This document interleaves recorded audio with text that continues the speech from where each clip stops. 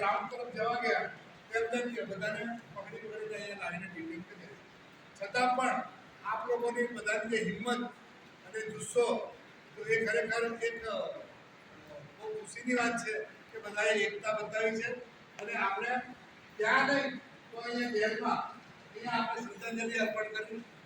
હવે આના માટે આપણો ખરેખર કાર્યક્રમ તો એવો હતો કે બધા જિલ્લાઓમાંથી બધા ભાઈઓ આવે અને જે વ્યવહારનો વ્યવહાર છે આપણે વ્યવહાર કરવાનો તો બધા લોકો કે 150 રૂપિયા ડબ્બામાં નાખે તો 15-20 લાખ રૂપિયા ભેગા થવાના હતા અને એ પછી આપણે બંને કુટુંબોને વહેંચી દઈએ.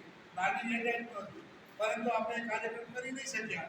એના કારણે હવે એ જે પૈસા ભેગા થવાના હતા એ પણ થયા નહીં અને એ આપણે આપી શક્યા નહીં. કારણ એમના દુઃખમાં આપણે સૌ ભાગીદાર થયા, સહભાગી થયા છો એ બદલ સૌનો ખૂબ ખૂબ આભાર.